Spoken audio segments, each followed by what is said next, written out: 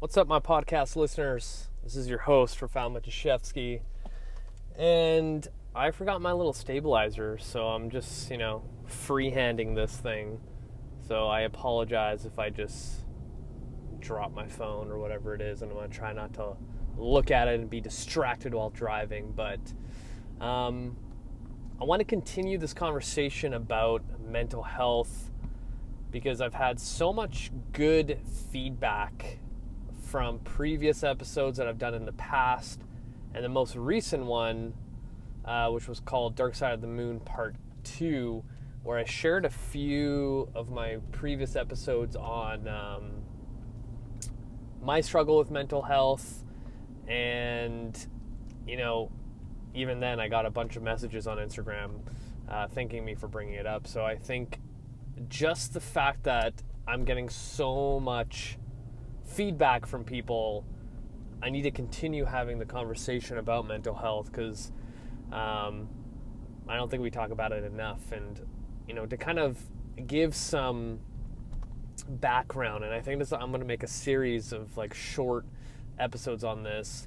My background with mental health, especially the last, I want to say 6 years, has definitely opened my eyes, my soul, my mind, everything when it comes to trying to function as a human, trying to better understand myself, others, and how we interact with each other, and perspective, life, everything.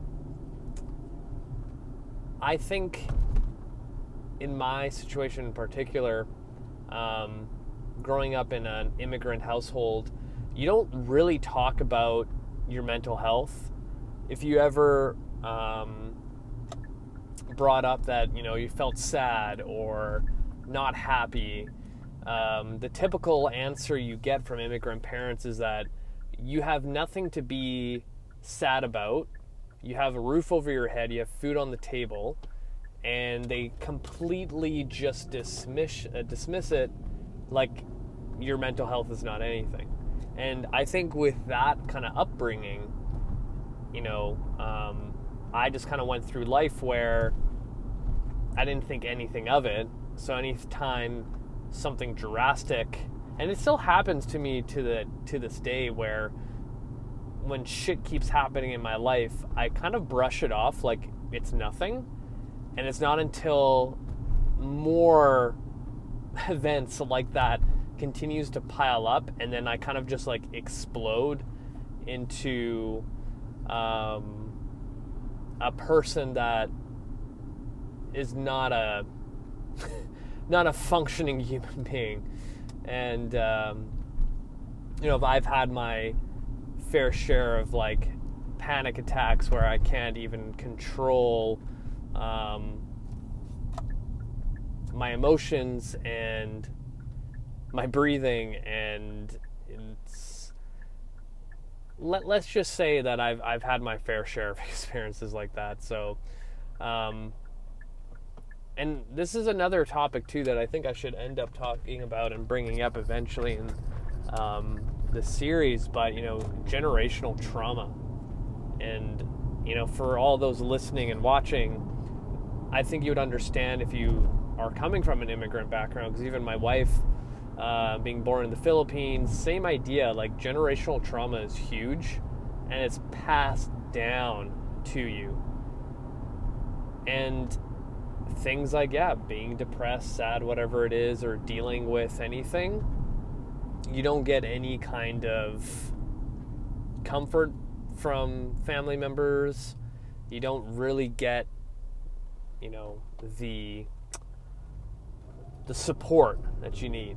So now imagine you growing up with this kind of generational trauma when it comes to mental health, and in my case, having shit hit the fan in my life, not dealing with it and just brushing it off and thinking that it's okay, and then getting to a point where literally my entire soul fucking explodes like a gunshot wound in any kind of freaking action movie that you see when someone gets shot or stabbed or killed, right? Like, that's pretty dramatic, but that's exactly how I feel when those things happen. But now imagine you're dealing with shit like that, and you don't take the time to figure your shit out. Like, I'm not saying that you're going to get through your depression, anxiety, any kind of erratic behavior, or whatever you deal with, by just like, oh yeah, I'm depressed. Cool. It's going to take some work. And one thing that I learned over the last 6 years is that whatever you're feeling is valid. And I think the biggest problem, especially with generational trauma, is that when shit hits the fan and you feel depressed, low, sad, whatever you want to call it, you're almost conditioned to think that it's not okay, like there's something wrong with you. And it's so strange to me that we can be brought up like this, and in our adult years still deal with these emotional demons, and you could literally go through life like that. And I don't know, I feel like as a human being we should always try to better ourselves. And I'm really fortunate that I found a passion for reading, and I haven't done it in a while because, again, I've been going through shit in my own life of the books that I'm reading.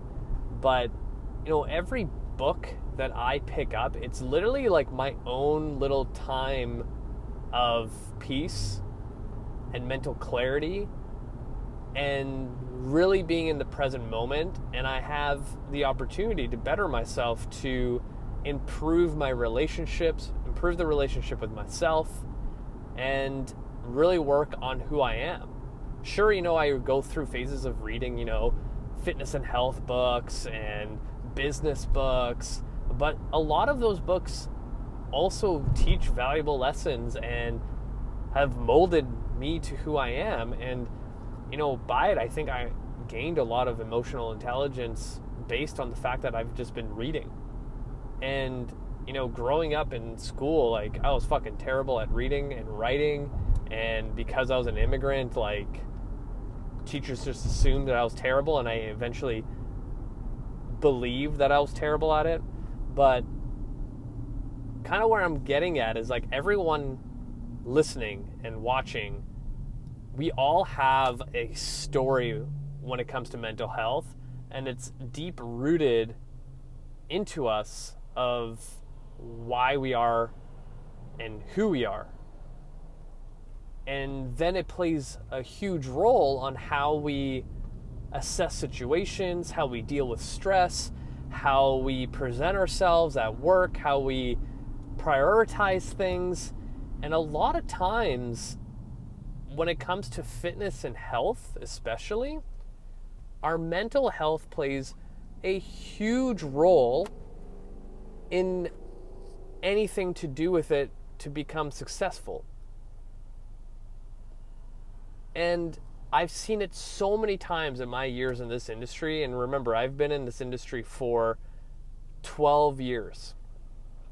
I've seen so many different clients over the years.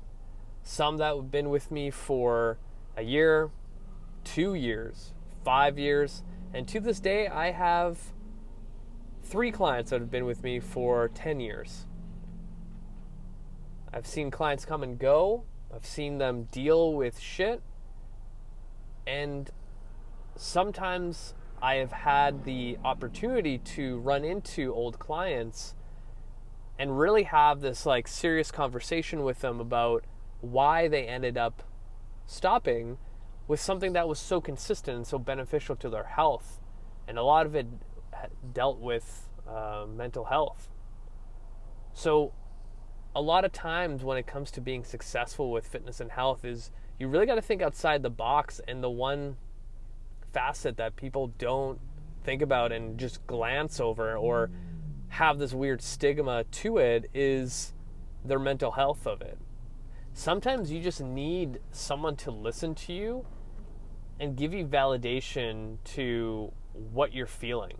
And that was like the biggest thing for me, is that I've always had certain things in my life where I just shoved that shit as deep as possible into my core that I didn't have to deal with it. And I would always sometimes bring it up in my head of like, am I wrong? Am I a terrible person? Should I be exploring this? Should I like have those hard conversations with this individual that's causing me so much like pain and thoughts that keep me up at night? And I remember when I finally went to go see a counselor, and having a person validate that what I was feeling was okay, and I wasn't an asshole, and I wasn't a bad human being, was like the biggest weight lifted off my shoulders, and it felt like I could progress in my life. So a lot of times, the state of where your mental health is going to be the biggest barrier for anything in your life to progress. And sure, like you can grind it out nonstop and hope for the best, but at the end of the day, it's going to be very, very difficult for you.